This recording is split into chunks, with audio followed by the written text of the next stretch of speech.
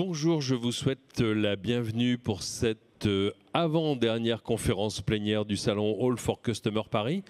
Avant-dernière en comptant le thème expérience client et le thème marketing, mais c'est la dernière conférence plénière sur le thème de l'expérience client et de la relation client. Mon nom est Thierry Spencer, je suis l'auteur du blog Sens du client et le co-organisateur des conférences plénières pour ce salon.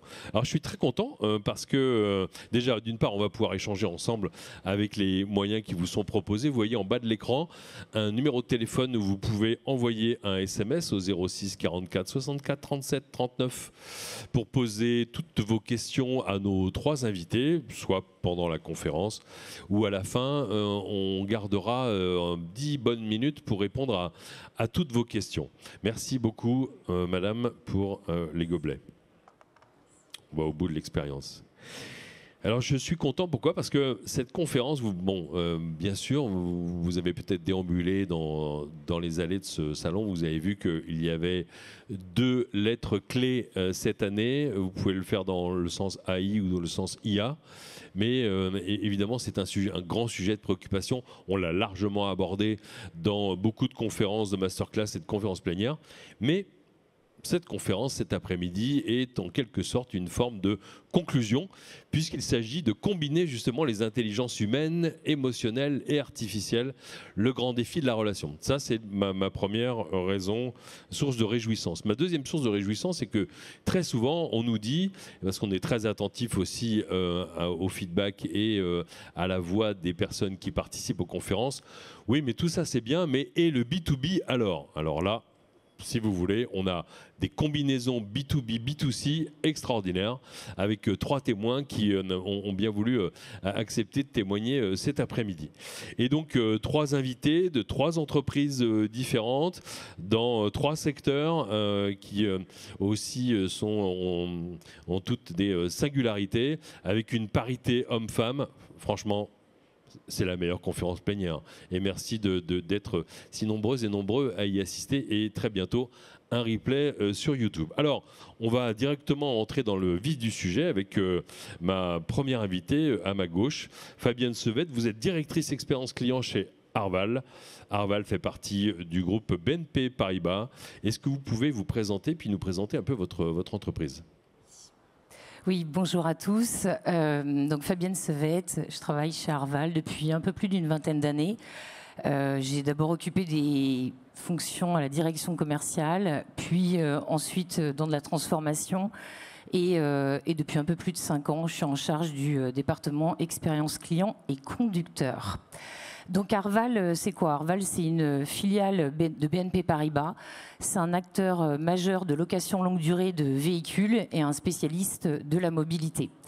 Donc Arval est présent dans 29 pays. Moi, je travaille pour Arval en France, qui est la plus grosse entité du groupe, avec 1500 collaborateurs et au niveau international, c'est 8600 collaborateurs. En France, Arval, c'est 360 000 véhicules à la route. Donc, ça nous occupe pas mal. C'est 360 000 conducteurs. Et j'y reviendrai. Bien sûr, on va parler justement de cette bonne combinaison de relations avec ses conducteurs et ses clients. Alors, Hélène Allec, vous êtes directrice stratégie, innovation et digital à l'APEC. Est-ce que vous pourriez vous présenter et puis nous présenter votre organisation ?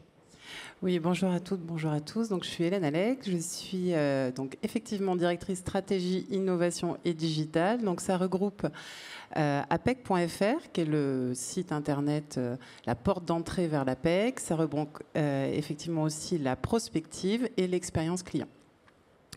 Donc l'APEC, c'est l'association pour l'emploi des cadres. Donc c'est une entreprise un peu particulière puisqu'on est financé par des cotisations sociales. On travaille à la fois pour les cadres en activité, puisque la moitié de nos clients cadres sont des cadres qui sont en emploi, qui réfléchissent à leur évolution professionnelle, les cadres en recherche d'emploi, et aussi pour les entreprises qui cherchent à recruter des cadres. On est 1000 personnes à peu près, dont 600 consultants sur tout le territoire. Et avant ça, j'étais dans des écosystèmes beaucoup plus concurrentiels et business. Et l'enjeu, c'est vraiment de mettre au service de l'intérêt général des réflexes qu'on peut avoir dans le commerce ou dans les télécoms, par exemple, pour améliorer l'expérience client. Voilà. Merci beaucoup. Jérôme Boissou, vous avez un record ici dans la salle. Vous êtes la personne qui a fait le plus de kilomètres pour venir à cette conférence plénière. Et merci de vous être rendu disponible et de nous avoir rejoint après votre voyage à l'autre bout du monde pour voir tous vos collègues dont on parlera tout à l'heure. Alors vous êtes Global CX et EX, donc expérience client et expérience collaborateur, le programme leader chez Legrand. Est-ce que vous pourriez vous présenter, nous donner quelques repères sur votre entreprise? Merci beaucoup Thierry. Je ne suis pas sûr que ce soit très bon pour mon bilan carbone, mais en effet... Et pour mon jet lag non plus, je ne sais pas si c'est très bien. Ouais. C'était où? C'était l'Amérique du Sud, c'est ça, hier. Merci de l'invitation, je suis ravi d'être avec vous. Bonjour à toutes et à tous. Donc, je suis en effet Jérôme Boissou, je suis responsable du programme expérience client et de l'approche employé expérience pour le groupe Legrand. Groupe Legrand, alors je ne sais pas si c'est sûr que tout le monde connaît, mais normalement tout le monde a un interrupteur Legrand chez soi en France. Il faut que vous imaginiez que sur la planète Terre, tous les matins, il y a 2 milliards et demi de personnes qui allument la lumière ou branchent leur cafetière dans un interrupteur ou une prise Legrand. Mais Legrand, ce n'est pas que des interrupteurs et des prises de courant. C'est 8,4 milliards de chiffre d'affaires, à peu près 40% dans le tertiaire, 40% dans le résidentiel et un peu dans d'autres domaines. Voilà, on est un acteur leader dans le monde du data center, on est un acteur leader dans le monde de l'hôtellerie. Voilà, notre raison d'être, c'est vraiment améliorer la vie des personnes dans les lieux où ils vivent, où ils travaillent, où ils se rencontrent. Et donc, on va fournir des solutions d'électricité, d'infrastructures numériques, notamment pour tous les types de bâtiments. Et donc, on en reparlera tout à l'heure, mais on a énormément de clients différents en B2B. Ça va de l'architecte, l'installateur électricien, le distributeur, la grande surface de bricolage. Voilà, tout ça fait partie du spectre de Legrand. On a... je n'ai pas parlé du nombre de collaborateurs, mais un peu plus de 38 000 collaborateurs dans le groupe. Alors ça varie beaucoup parce que la croissance de Legrand se fait beaucoup par acquisition. Et donc on a beaucoup de nouveaux métiers, de nouvelles personnes qui rejoignent le groupe. Et oui, en effet, alors on parlait un peu d'Amérique du Sud, on est présent dans 180 pays dans le monde entier en fait. Merci beaucoup. Donc, je vous l'avais promis, un panorama très très large avec 3 entreprises très différentes. Et nous allons parler de la combinaison entre les différentes intelligences. Mais avant ça, Fabienne Sevette chez Arval, de quoi le client a besoin pour réussir son expérience? C'est une autre façon de vous poser la question de votre dispositif global de relation client, de votre façon d'entrer en relation avec eux. Alors chez Arval, on a les clients qui peuvent être des clients particuliers, des TPE comme des plus grands groupes qui, eux, commandent les véhicules souvent pour les collaborateurs de leur entreprise, en dehors des particuliers évidemment, où ils ont le double usage, ils sont et clients et conducteurs. Et puis on a nos conducteurs. Donc quand on les interroge, ces clients et ces conducteurs, sur leurs canaux préférés pour avoir des interactions avec Arval, ben, en fait finalement... ils veulent les deux. Ils veulent les deux selon les moments, selon l'urgence, l'importance, la thématique, le besoin d'expertise. Ben finalement, ils veulent soit parler à un interlocuteur, soit avoir accès à du digital. Donc, ça nous oblige, mais c'est avec plaisir, à veiller à ce que les deux canaux fonctionnent. Donc, on a des canaux assez classiques. On est sur du téléphone, sur du mail, et puis des outils digitaux dédiés aux clients et aux conducteurs, parce que leurs besoins ne sont pas les mêmes, les besoins d'information ne sont pas les mêmes, et pour lesquels on peut aussi avoir des interactions au travers de ces outils digitaux. Merci pour cette présentation synthétique. Hélène, Alec, vous devez gérer une équation un peu particulière entre B2B et B2C, un peu comme Arval et comme Legrand, on va y venir juste après. Et vous me disiez en préparation de cette conférence que la relation, elle n'est pas dédiée à un pôle chez vous, mais elle est dans toute l'activité. Alors, quel est votre dispositif relationnel ?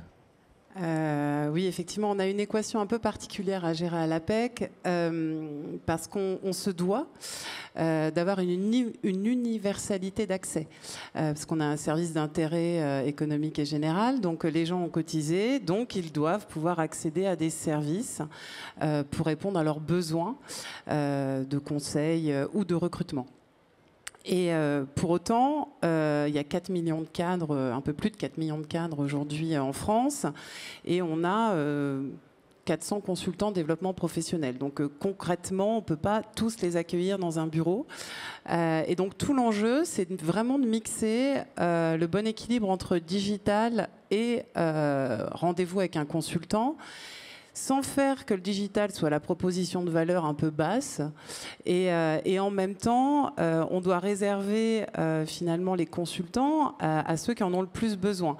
Donc c'est vraiment cet enjeu de bon équilibre entre les deux canaux ce qui nous anime un peu au quotidien, c'est d'éviter premier arrivé, premier servi. Hein, c'est tout le sujet.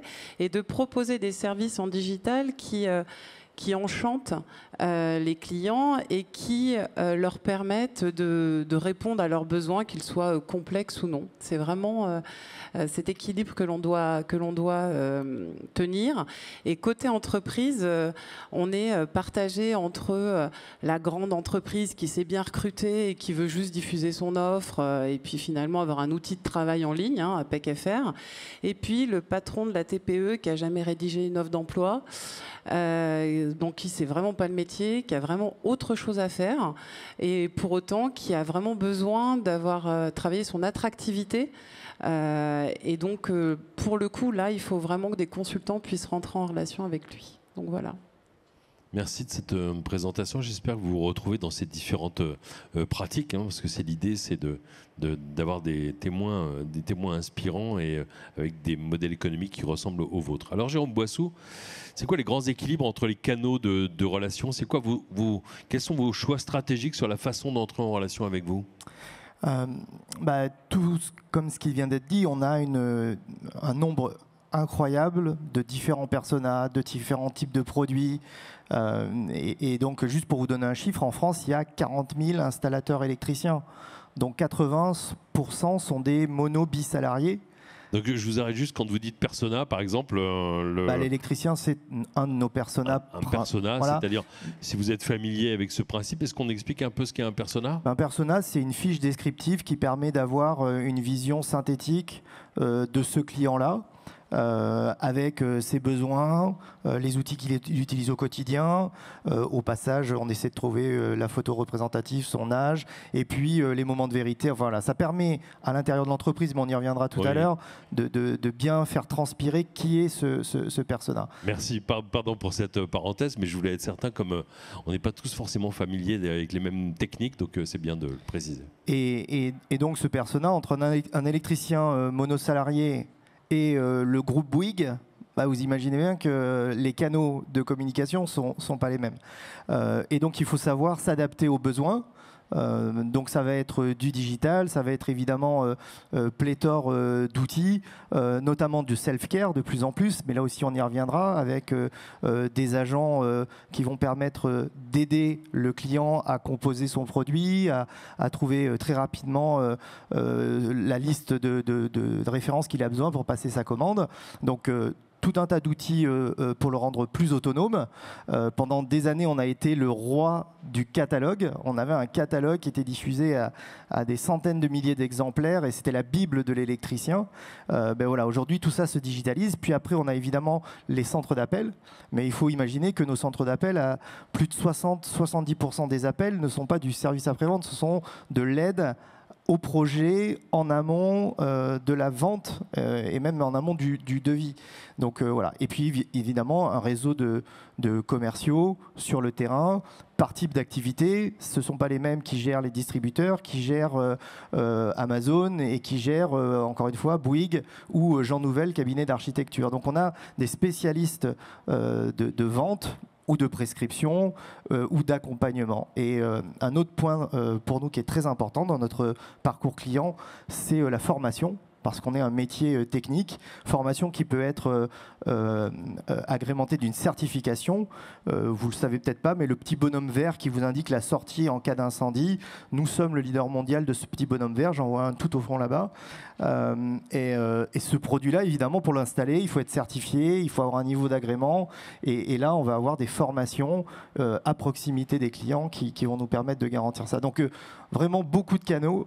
Évidemment, le digital a un peu tout chamboulé.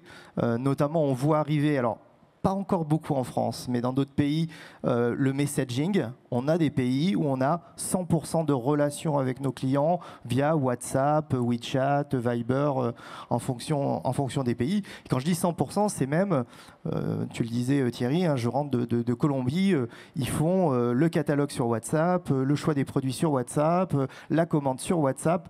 Tout est fait sur du messaging. Donc vraiment plein de canaux différents qui demandent aussi d'être sacrément outillés pour savoir suivre tout ça et gérer les conflits de canaux, parce qu'un client, il adore passer par plusieurs canaux pour voir si la réponse est toujours la même, notamment quand on parle de prix. C'est le grand défi de l'omnicanal, parce que le client ne dit pas « je veux une relation omnicanal », il veut juste une réponse à sa question. On est bien d'accord. Merci pour ces précisions. Alors, on va parler du plus grand défi des années à venir dans le domaine de l'expérience client et même de l'expérience collaborateur. Et j'ai nommé, roulement de tambour, la prise en compte des émotions. Surprise, pas surprise, non. Et surtout dans le B2B, là où généralement on entend « oui, mais chez nous, c'est pas pareil, vous savez ».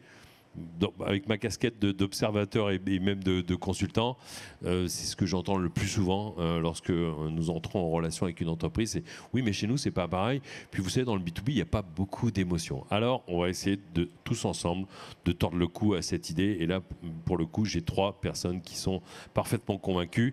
Et Fabienne Sevette, qui dit expérience dit perception, je reviens un peu aux fondamentaux. Qui dit expérience dit perception, qui dit perception dit ressenti, qui dit ressenti dit émotion. Donc, quelle est la place des émotions justement dans le B2B chez Arval ? La place des émotions, elle est très très importante chez nous. Déjà parce qu'on ne fait pas une vente one-shot chez Arval. On signe un contrat, alors pas un contrat au sens cadre, un contrat pour chaque véhicule mis à la route. Et en moyenne, un véhicule, c'est 48 mois. Alors, ça ne s'arrête pas. Ça s'arrête pas à cette commande. On fait de la location longue durée. J'ai envie de dire, on a des relations longue durée avec nos clients. Encore plus particulièrement avec des gestionnaires de parc qui gèrent des grandes flottes de véhicules. Quand vous avez plusieurs milliers de véhicules, c'est tous les jours. Vous avez des interactions avec Arval et votre équipe qui est dédiée d'ailleurs. Tous les jours, vous appelez parce qu'un parc, ça vit. Il se passe plein de choses. Le départ d'un collaborateur, un vol d'un véhicule, l'arrivée d'un nouveau collaborateur.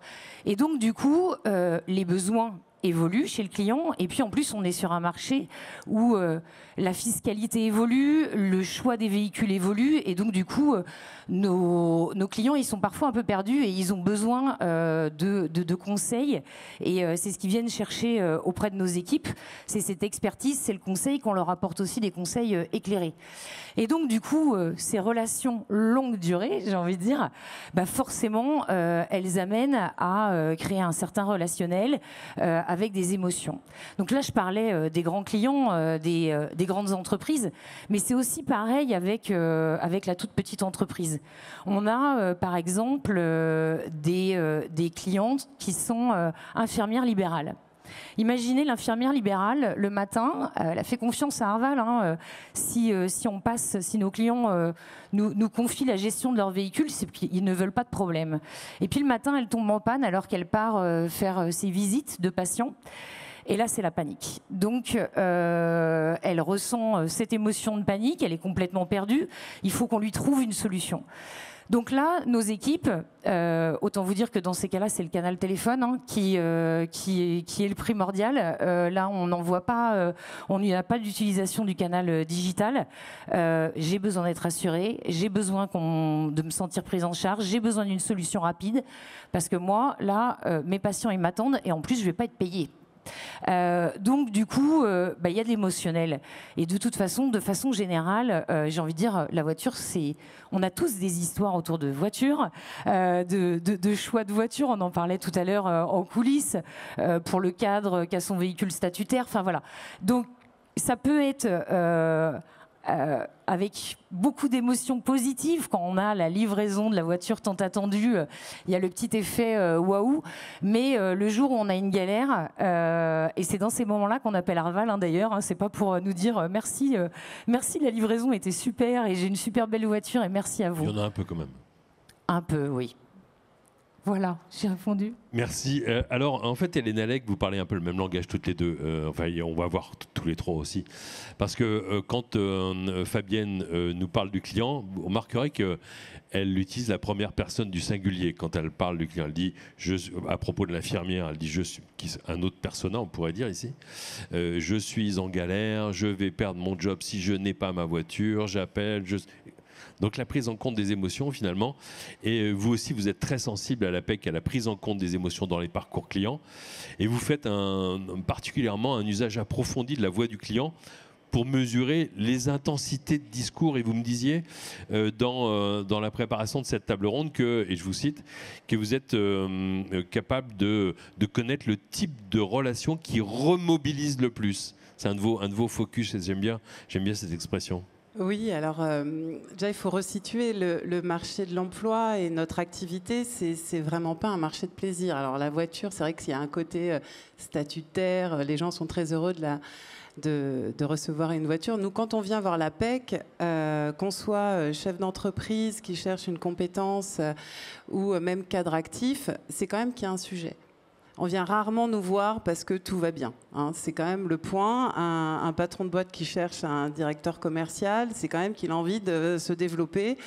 Ou même si moi, en poste, je voudrais évoluer, c'est que je ne me sens pas très bien. Donc déjà, tous nos clients, qu'ils soient B2B ou B2C, quand on vient voir l'APEC, c'est qu'on a un petit sujet. Donc ils viennent vers nous. On a besoin vraiment de les rassurer et de les prendre en charge. Et ils ont vraiment besoin de se sentir vraiment pris en charge. Alors, la difficulté, c'est que, en général, quand on commence comme ça dans les dîners, ça fait pas top de dire je vais voir l'APEC parce que voilà, j'ai un petit souci. On commence par chercher sur Internet, tout seul, avoir se débrouiller. Il faut savoir qu'au bout de 3 mois, en général, on prend rendez-vous parce qu'on sent que ça va être compliqué. Et effectivement, une fois qu'on a rencontré un consultant, alors là, ça emporte tout. On discutait, on a des NPS à l'APEC et des indicateurs de satisfaction. Alors là, ça emporte tous les NPS, on a vraiment des scores très élevés. Et du coup, c'est très difficile de savoir ce qui fonctionne pas et d'avoir des points d'amélioration. Parce qu'effectivement, on a résolu un problème clé. On a accompagné un client à se retrouver un emploi ou détricoter son problème dans son entreprise. Donc, comment on fait pour aller un cran plus loin? Eh bien, on a utilisé les trackers de l'expérience client avec KPAM et on a vraiment descendu tous les verbatims. Et on utilise vraiment les verbatims pour avoir l'intensité. Parce qu'ils nous disent c'est super, je suis content, mais ça veut dire quoi être content? Puisqu'en fait, ils sont contents parce qu'ils ont retrouvé un job, ou ils sont contents parce qu'ils ont trouvé le directeur commercial, ou il est content parce qu'il a su négocier son augmentation de salaire à son entretien annuel. Et nous, l'enjeu, c'est d'aller un cran plus loin.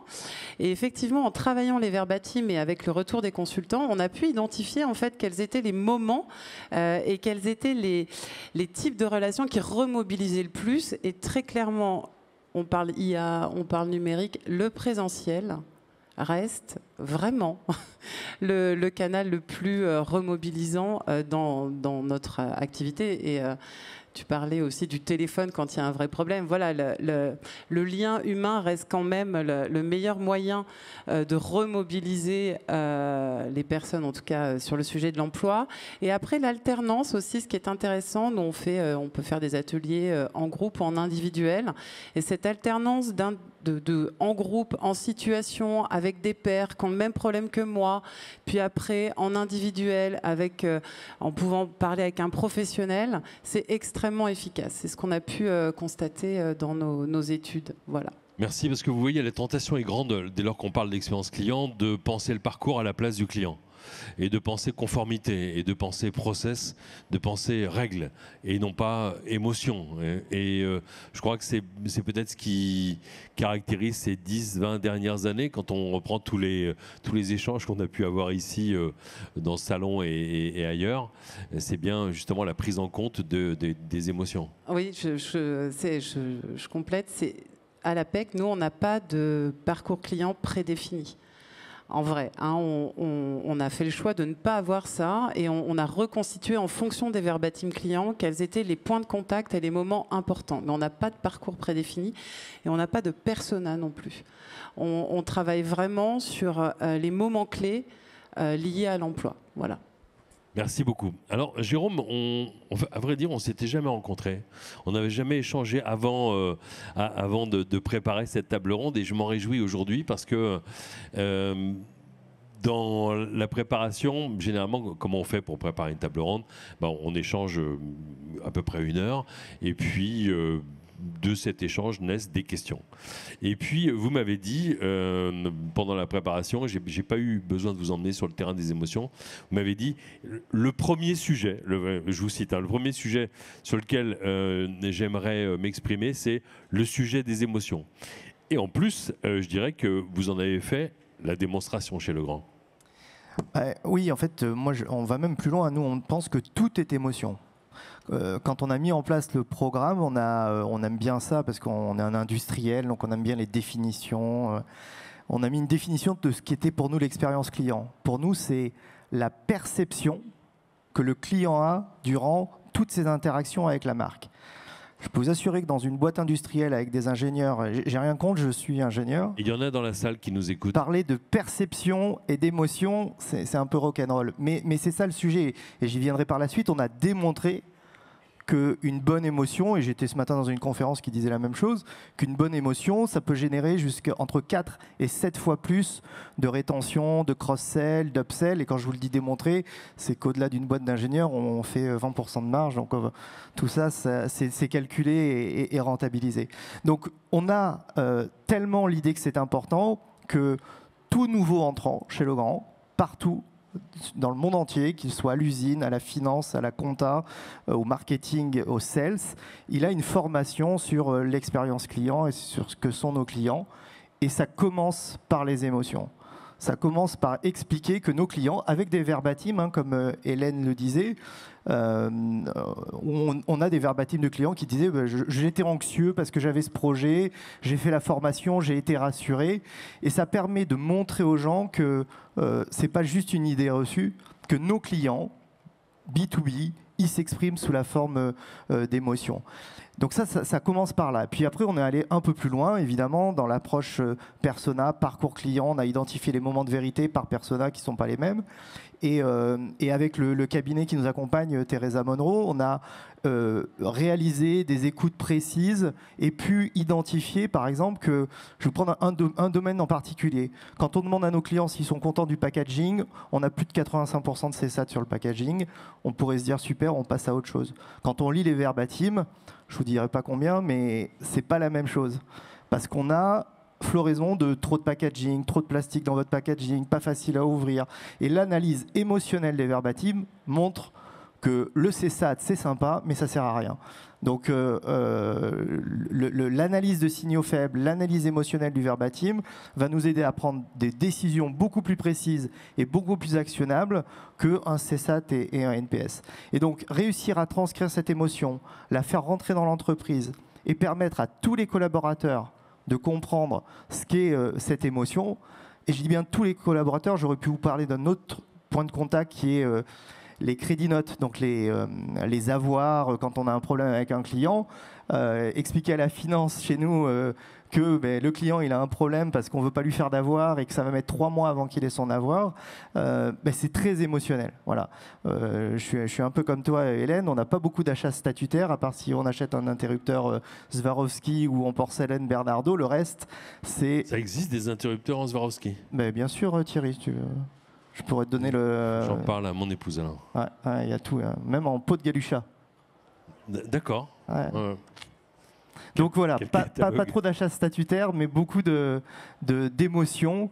Et évidemment, je parlais tout à l'heure qu'on est très présent dans le data center. Imaginez, vous êtes le responsable du data center qui va démarrer, qui héberge les datas de BNP Paribas. Je peux vous assurer qu'avant d'appuyer sur le bouton on, l'émotion, elle est très intense et elle est très forte. Et je vous en donnais une deuxième émotion qui est plutôt à titre consommateur, mais on l'a tous eu. Imaginez-vous allongé dans votre lit d'hôtel. Vous avez appuyé 10 fois sur tous les interrupteurs de chaque côté du lit et la lumière ne s'éteint toujours pas. Parce que quand vous en Ça, étiez... c'est un vrai insight, c'est une vraie réalité qu'on a tous vécu, je crois. Voilà. Hein. Et se relever, c'est jamais très agréable. Et on se dit toujours, parce qu'il y a marqué malheureusement, non, heureusement, il y a marqué Legrand sur l'interrupteur, donc on dit c'est la faute de Legrand. Mais voilà, donc qu'est-ce qu'on fait? Comment on imagine avec Accor, avec Marriott, le parcours client, l'expérience que le client va avoir couché dans son lit? Ce n'est que de l'émotion. Et évidemment, plus l'émotion est bonne, je disais tout à l'heure, 4, 5, 6, 7 fois plus de rétention, cross-sell, upsell et ainsi de suite. Merci de cette première bonne illustration des combinaisons, parce que vous parliez de finalement, pour beaucoup de professionnels, résoudre cette équation, surtout dans la mesure. Donc la bonne combinaison entre la satisfaction, la recommandation avec le NPS, l'étude profonde des verbatim, et puis ensuite, quand on veut vraiment prendre en compte les émotions, c'est on transforme une étude un peu froide du parcours client pour se concentrer, comme vous le disiez, sur des moments de vérité. On peut revenir aussi sur la définition du moment de vérité. Le moment de vérité, c'est pas l'entreprise qui décide que c'est un moment de vérité, c'est le client qui vit à ce moment-là une forte intensité dans la relation, une forte intensité dans l'émotion. Et ça, pour le coup, ça peut être un moment de vérité. Fabienne, on en citait tout à l'heure, et Hélène aussi, hein, dans la vie d'un client, dans son expérience. C'est le moment où l'entreprise a l'opportunité de faire la différence dans ce moment qui compte encore plus, qui compte double aux yeux du client. Et puis j'ai une bonne citation que vous allez aimer, elle n'est pas de moi, c'est d'une consultante américaine qui dit, et elle résume bien cet enjeu justement de perception, elle dit « La perception du client est votre réalité ». Donc ça illustre bien vous voyez, ce changement de point de vue, je dirais, essentiel pour prendre en compte la réalité du client, et non pas le parcours, la conformité, les process, les règles. Je ne dis pas qu'il n'en faut pas, mais évidemment, et s'intéresser finalement au ressenti final.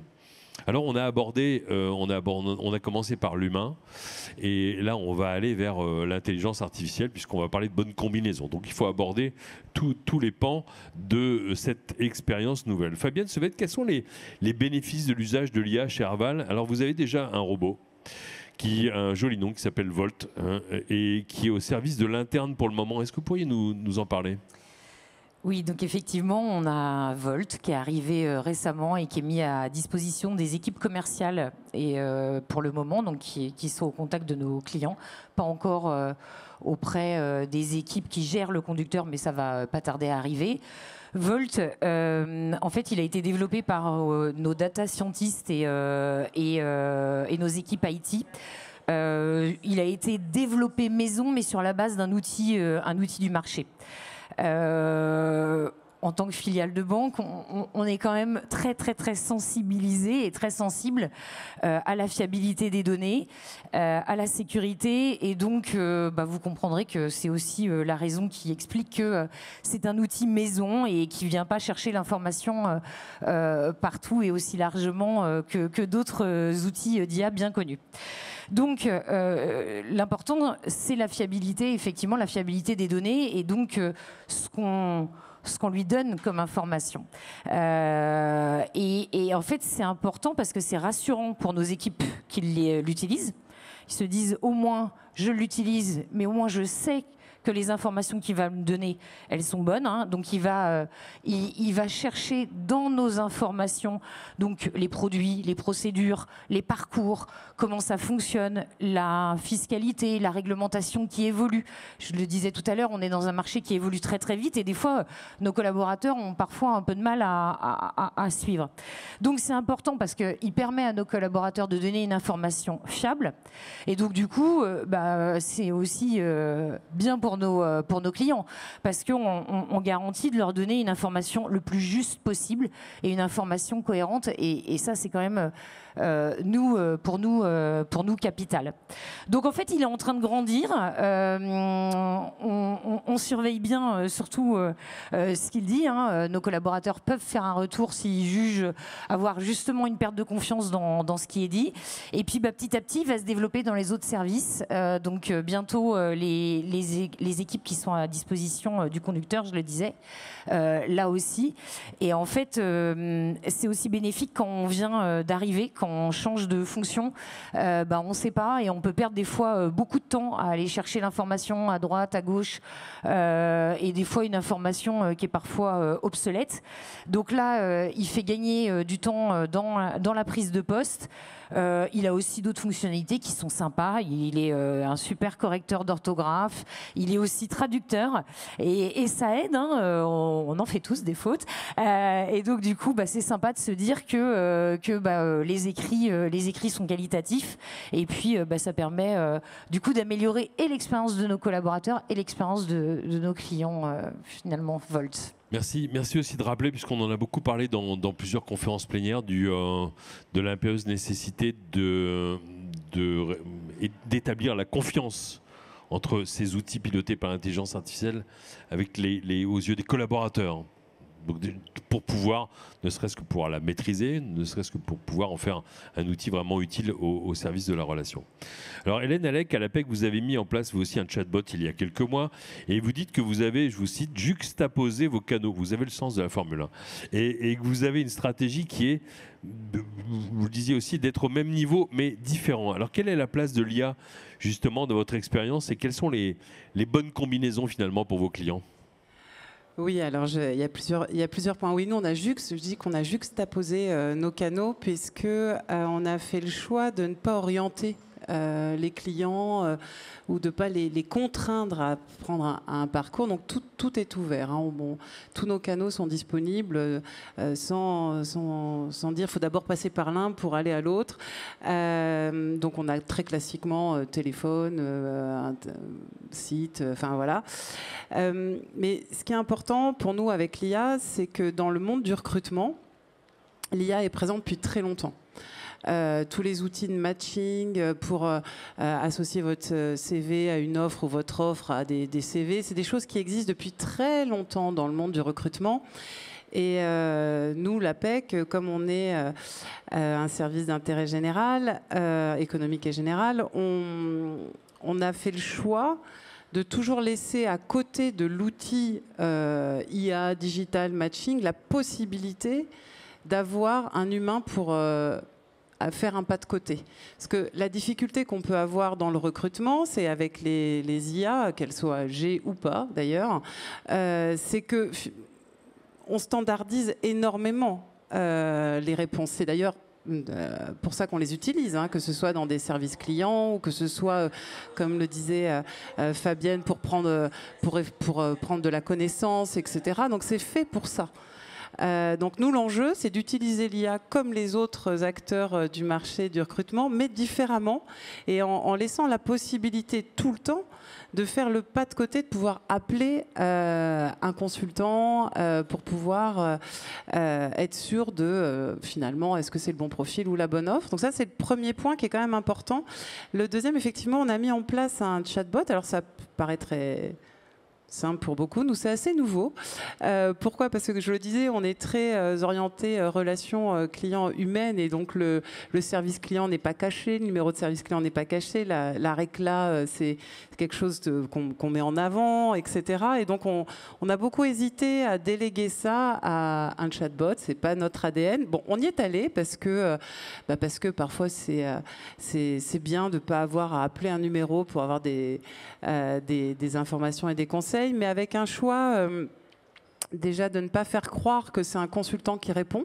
Donc on lui a pas donné un petit nom comme d'autres avec un nom humain. Voilà, il s'appelle Navi. Donc voilà. Là encore la confiance, non ? Voilà, pour garder la confiance. Et on a fait un choix aussi important, c'est que quand le chatbot ne sait pas, il dit je sais pas. Voilà. Il n'essaie pas d'inventer des réponses, Il n'y a etc. pas d'hallucination possible. Non, et c'est un choix vraiment important pour nous, pour garder cette confiance avec nos clients. Comme je disais, quand on vient à l'APEC, on est dans un moment quand même où on a vraiment besoin de réassurance et d'assurance et de se sentir un peu comme dans un cocon. Et qu'on soit patron de boîte qui recrute ou cadre. J'aime bien parce que vous faites référence non plus aux émotions qu'on mesure en aval, mais aux besoins émotionnels auxquels on répond en amont, si je puis dire. Donc, oui, mais c'est vraiment un secteur assez particulier parce que c'est un moment particulier, c'est un moment de vie particulier en fait. Donc voilà. Merci beaucoup Jérôme Boissouche et Legrand. L'intelligence artificielle, multiples fonctions déjà. Vous me disiez donc aide à la compréhension, création de contenu, en support du customer care aussi. Et comment est-ce que l'IA participe-t-elle à la réussite de votre expérience ? En effet, on a plusieurs endroits où l'IA va intervenir. On a eu des verres d'eau et merci encore Béatrice d'avoir alerté les personnes qui nous accueillent pour nous apporter des gobelets. Donc sur la collecte des informations, on parlait tout à l'heure de ces fameux verbatim et des émotions. Donc on va utiliser l'IA, notamment nous on a une plateforme mondiale d'écoute qui est Qualtrics, qui a ses propres algos et voilà, donc on utilise tout ça. Mais ce que je dirais avant tout, c'est avant même de faire de l'IA, il faut être sûr qu'on a la bonne data, on a la bonne architecture.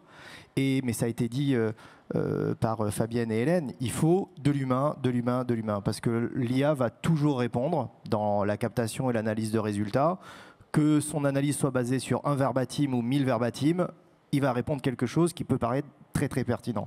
Et donc si ce n'est pas quelqu'un du métier, on va vite pouvoir prendre une décision qui n'est pas la bonne parce qu'on n'aura pas eu le recul suffisant pour se dire « Ah oui, mais attention, il n'y a pas la taille nécessaire pour faire une bonne analyse. » Ou « Ah oui, mais attention, parce qu'on a filtré tellement sur les types de personas qu'on est sur un tout petit bout et que ce n'est pas représentatif. » Donc, cette IA sur la partie collecte et analyse, elle nécessite quand même toujours d'avoir derrière des hommes de métier et des hommes et des femmes de métier, mais vraiment une connaissance profonde.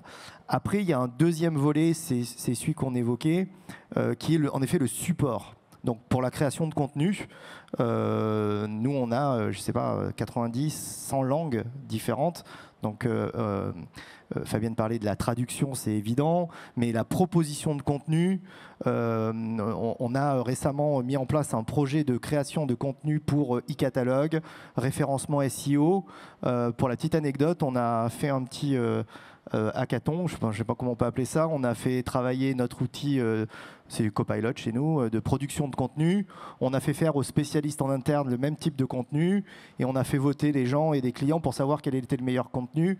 Pas de chance, dans 95% des cas, c'était celui produit par Copilot qui était le meilleur. Donc il y a de la valeur ajoutée parce que imaginez faire ça pour 300 000 références, je crois qu'on a calculé chez nous, c'est plus de 20 ans pour produire le contenu. Donc là, alors c'est pas en 2 clics, parce que 300 000 références, ça demande de la capacité. Microsoft est content, ça lui permet aussi d'avoir quelques revenus. Copilot, c'est l'IA de Microsoft. Pardon, excusez-moi. Je précise, non, mais...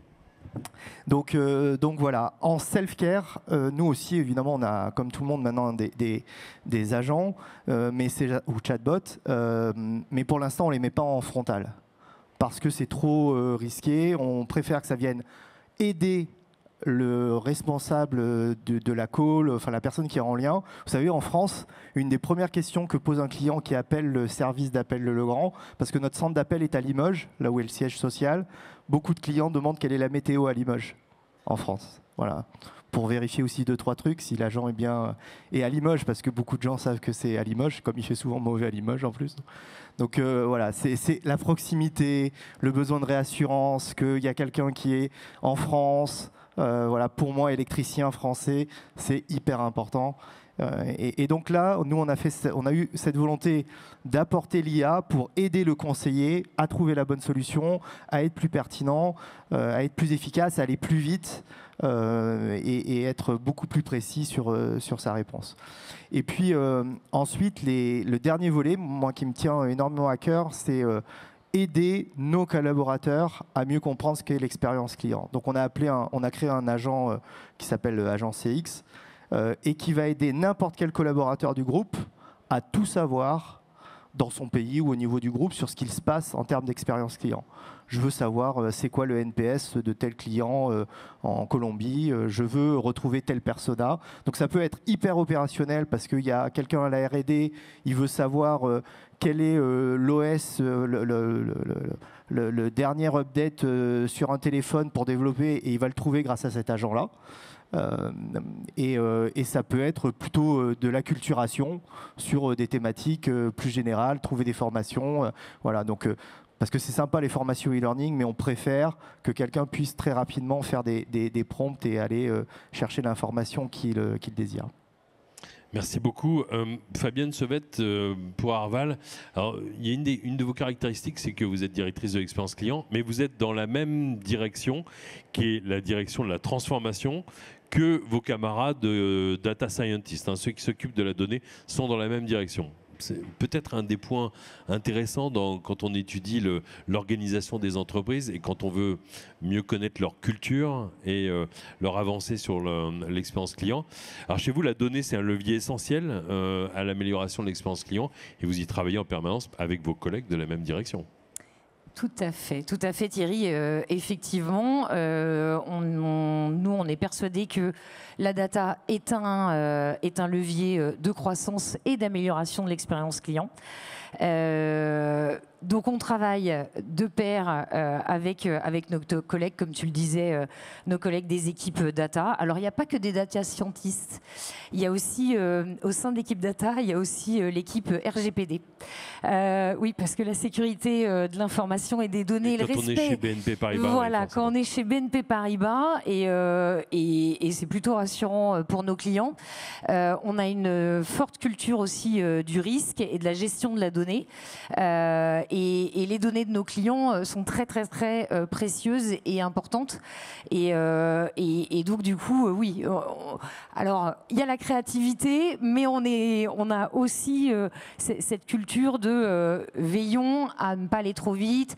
On fait beaucoup de tests. Mais ce qui est intéressant, c'est que c'est justement la bonne combinaison entre la donnée légale et la donnée client. Et donc, et ça, c'est bien d'avoir cet équilibre et cette bonne combinaison justement en interne dans l'organisation. Oui, exactement. Merci Fabienne. Hélène, j'aimerais aborder avec vous un sujet qui vous tient à cœur. Et on en a parlé et c'est l'expérience en miroir. Alors vos collaborateurs sont, comme vous dites, sont un trésor. Et comment est-ce que vous combinez l'expérience client et l'expérience collaborateur ? Alors oui, effectivement, nos collaborateurs sont un trésor. Nos consultants qui reçoivent les clients, c'est vraiment notre pépite. Et c'est aussi des grands experts, ces consultants. Et ce qui a été important pour nous, c'est qu'ils puissent comprendre, et c'est ce que disait aussi Jérôme, ce que vivent nos clients. Et on a une conviction à l'APEC, c'est qu'il n'y a pas de bonne expérience client sans bonne expérience collaborateur. Et du coup, on a fait des mises en miroir, des trackers miroirs pour pouvoir identifier, à la fois pour les clients et pour les collaborateurs, quels étaient les moments d'enchantement, s'ils correspondaient. C'est-à-dire qu'est-ce qu'il n'y a pas un moment que le collaborateur va trouver formidable, mais pour le client, franchement, il ne l'a même pas vu. Ou voire pire, c'est le pire moment qu'il ait vécu. Voilà. Alors typiquement, c'est quand le consultant fait un petit peu trop professoral ou explique un petit peu trop la technicité du secteur d'activité. Ça, c'est désastreux. Alors que le consultant trouve ça formidable parce qu'il a vraiment l'impression de raconter des choses hyper intéressantes au client. Sauf que le client, il n'est pas là pour ça. En fait, le client, il veut de l'accompagnement, il veut du conseil. Il vient pas chercher un cours sur le secteur d'activité automobile, par exemple. Voilà, c'est pas pour. Donc, on a fait en fait ces trackers miroirs entre expérience collaborateur, et expérience collab. On a identifié les points vraiment de rencontre. Et heureusement, ils sont plus nombreux que les points de cécité ou vraiment les désenchantements. Et après, ça nous a permis de diffuser, comme le disait Jérôme, en interne, finalement, ce qui était important, ce sur quoi les collaborateurs devaient s'appuyer, continuer dans leur pratique quotidienne du métier de conseil, et les axes d'amélioration que l'on a intégrés dans notre plan de transformation, puisque dans notre plan de transformation, on a un des axes, c'est l'expérience collaborateur, où dedans, il y a des choses pour aller vraiment dans le sens des collaborateurs, et puis pour les aider aussi à progresser dans leur métier. Merci de rappeler effectivement que la combinaison se fait à l'externe, mais aussi à l'interne. Hein. Ce qui se fait à l'intérieur se voit à l'extérieur, comme on disait pour la publicité pour le yaourt. Puisqu'on fait des vieilles blagues, hein, Fabienne a bien fait, tout à fait Thierry, donc je peux faire une référence à une pub des années 80 après tout. J'avais vraiment envie de la faire. Merci. Je suis jalouse, je voulais la faire. Bon. Alors on vient d'aborder la culture donnée avec Fabienne, l'expérience en symétrie avec Hélène, et j'aimerais, alors il nous reste un peu de minutes, mais j'aimerais quand même que vous me parliez de votre dispositif interne, Jérôme, votre dispositif de culture client, de ceux que vous êtes allés rencontrer pas plus tard qu'hier au Pérou, c'est-à-dire vos ex-champions et de la place du client dans les usines. Comment est-ce que vous mettez tout ça en musique sur la culture client chez Legrand ? La culture client, elle est extrêmement importante. Je ne l'ai pas dit en introduction, c'est tellement important pour nous et ça a été demandé à la fois par notre direction, mais à la fois aussi par tous les collaborateurs. Ça fait partie, ça a été lancé la semaine dernière, notre nouvelle roadmap RSE. Il y a clairement affiché des indicateurs NPS, CSAT, je vous les donne, 50 NPS, 80% CSAT, comme ça vous évitera de chercher. C'est les objectifs qu'on a dans notre roadmap RSE, mais le critère principal dans cette nouvelle roadmap RSE, c'est la maturité expérience client de tous les collaborateurs du groupe et du pays. Et donc on mesure tout ça, que ça soit encore une fois un collaborateur marketing et sales, heureusement, mais qu'il travaille à la finance, à l'usine, à la compta, peu importe, on va mesurer ce critère de maturité. Et on va même mesurer l'empathie de chaque collaborateur. On a mis en place la méthodologie VOCE de Teresa Monroe. VOCE pour, désolé, Voice of Customer through Employee, donc la voix du client au travers des employés. Et donc on demande à chaque employé de répondre au même questionnaire qu'on envoie au client. Et on va, grâce à ça, je vous laisserai voir Teresa Monroe pour avoir le reste, on va, grâce à ça, mesurer notre empathie. Et j'ai pris cet exemple des usines, c'est très intéressant parce que quand on a fait les premiers retours de cette VOCE, on s'est aperçu qu'un certain nombre de départements étaient très alignés sur la vision client, avec pour certains, notamment le marketing, ça ne va pas vous étonner, mais la finance aussi, le même pourcentage de vision de détracteurs, le même pourcentage de passifs et le même pourcentage de promoteurs. Par contre, il y avait deux services où la vision des détracteurs était beaucoup plus importante que la réalité de nos clients. Et ces deux services, c'était le service client. On peut le comprendre, même si j'ai dit que notre service client, il fait beaucoup de support. La réalité, c'est qu'ils ont beaucoup de gens au téléphone qui leur disent « ça va pas ». Fatalement, oui. Donc, une vision détracteur trop importante, logique. Mais ce qui nous a surpris, c'est le deuxième département, c'était les usines. Et donc, on a mené en place du travail avec les usines pour comprendre. Et la première chose que nous ont dit les gens qui travaillent aux usines, c'est quand on leur a dit « mais pour vous, c'est qui le client ?» Et ils nous ont montré l'écran qui est à l'entrée de l'usine. C'est ça, c'est des chiffres. Et généralement, c'est des chiffres de non-qualité, non-disponibilité, faut produire plus vite. Et donc, quelque chose de très anxiogène, ça va pas, ça va pas, ça va pas. Et donc, du coup, là aussi, on a fait un travail de reverse et on a fait rentrer ces fameux personas, les photos des personas, des verbatims positifs. On fait, et c'est ce que j'ai fait en Colombie, pas plus tard que début de semaine, des workshops avec eux où on leur montre, et eux, on leur fait comprendre aussi, c'est qui nos clients. On fait de la double écoute dans les services clients pour aider les gens à entendre ce que racontent nos clients. Et il y a du négatif, mais il y a aussi du positif. Et donc, faire participer les personnes, notamment, je crois que j'avais pris cet exemple, Thierry, dans les visites d'usine. Très souvent, nous, les visites d'usine, c'était les équipes marketing qui faisaient faire les visites d'usine. Et on s'est aperçu que c'était beaucoup mieux quand c'était quelqu'un du terrain. On a eu la chance, à Rouen, on a l'usine qui fait les armoires. Et elle a fait les armoires pour les Jeux Olympiques. La fierté du collaborateur qui a fait les armoires qui sont installées sur les sites des Jeux Olympiques, je peux vous dire que quand il fait visiter un client, ça a un autre impact qu'un marketing, je l'ai été, qui fait la visite. Voilà. Donc c'est faire rentrer le client et se servir la force des collaborateurs. Et je ne l'ai pas dit tout à l'heure, on sait aussi que capter mieux les émotions, c'est aussi retenir nos collaborateurs, donner du sens à ce qu'ils font et à tous les collaborateurs. Merci beaucoup. Je rappelle que l'armoire, c'est l'armoire électrique. Hein. Oui, l'armoire électrique. Avec des fusibles, c'est ça. On en a tous une chez soi. Ouais. Il n'y a plus trop de fusibles, mais c'est pas grave. Oui, pardon. Des disjoncteurs, mais... Entendu. Merci de rappeler cette combinaison. Hélène l'a fait aussi, cette combinaison interne, hein, vision du collaborateur et vision du client en symétrie pour améliorer l'expérience globale. Alors, en guise de conclusion, quelques mots. Peut-être, Fabienne, parlez-nous d'avenir et de perspective. C'est quoi les prochaines étapes de l'expérience chez Arval? Et je sais que vous envisagez entre autres d'étendre l'usage de l'IA à d'autres populations et puis d'analyser encore plus profondément les interactions, c'est ça? Oui, alors à court terme, je le disais tout à l'heure, Volt va être mis à disposition des équipes qui gèrent la relation avec les conducteurs. Et puis à moyen long terme, ça dépendra de la réactivité de mes collègues de la data. En fait, ils m'ont interrogé dernièrement sur mes problématiques et puis parce qu'ils sont à la recherche de cas d'usage, de nouveaux cas d'usage. Donc c'est super, j'ai une belle collaboration avec mes collègues qui du coup, eux, sont vraiment au service de l'expérience client. Et je leur ai dit que une de mes préoccupations, c'est que le canal d'écoute client, le canal enquête, il s'épuise.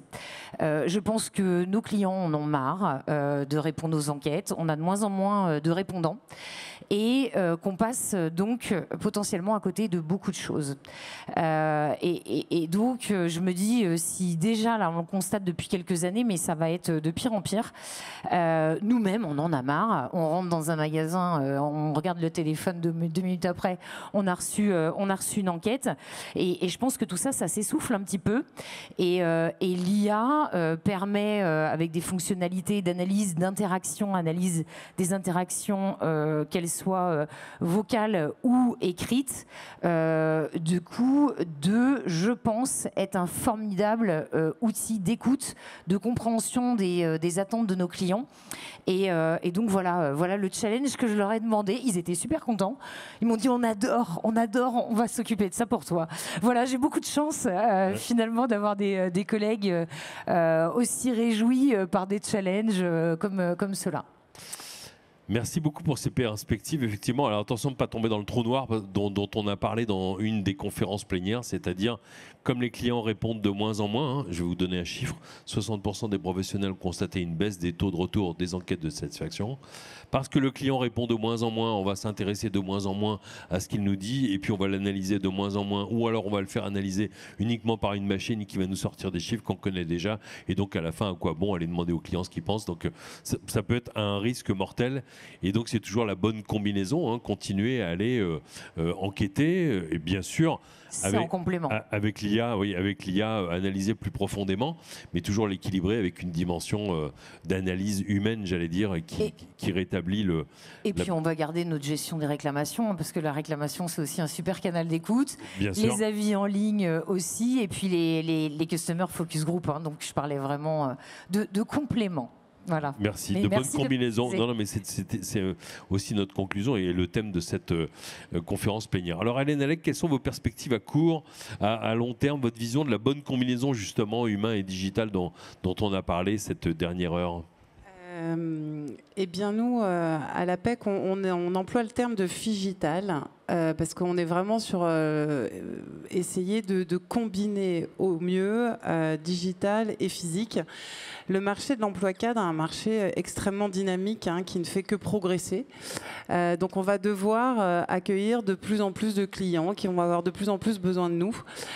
Donc, on a un premier enjeu, c'est faire que notre canal digital soit au bon niveau.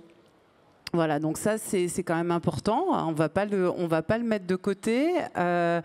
Et en même temps, on n'est pas une boîte de tech, donc comment on va évidemment mettre en avant sur le digital. Ce qui fait notre force, c'est d'être au plus proche des cadres et des entreprises qui recrutent des cadres. Donc nous, on a un énorme plan de développement, d'implantation dans les territoires. Donc c'est un peu à contre-courant de l'IA et tout ça, hein, mais dans notre plan de transfo, on a modernisé plus de la moitié de nos centres. On a ouvert des nouveaux centres dans les territoires. Donc c'est quelque chose qui nous tient beaucoup à cœur, tout en faisant que l'expérience digitale soit au bon niveau. Vraiment, on est sur ce juste équilibre pour pouvoir tenir nos engagements. Merci beaucoup Jérôme Boissou. En guise de conclusion, j'aimerais vous entendre sur vos perspectives à vous aussi. Alors vous m'aviez dit continuer à enrichir votre CDP, le Customer Data Platform, la plateforme de données clients. Visez ce que vous appelez, et j'adore cette expression, le Golden Record. Vous allez nous dire ce que c'est. Et surtout développer aussi l'aspect prédictif de vos analyses. Oui, c'est tout ça parce que alors nous, on a une chance, c'est que nous, on ne constate pas une diminution, mais on a de plus en plus de clients qui répondent à nos questionnaires. Et notamment, une petite bonne pratique, on s'est aperçu que quand on faisait un close the loop, systématiquement, le client l'année d'après répondait. Donc, par exemple, c'est une obligation chez Legrand de recontacter 100% des détracteurs dans les 30 jours. En effet, parce qu'une des raisons pour lesquelles les clients ne répondent pas aux enquêtes, c'est que les entreprises ne tiennent pas compte des enseignements de ces enquêtes et ne reviennent pas vers eux. Donc, c'est voilà, QFD. Exactement. Merci de rappeler ça.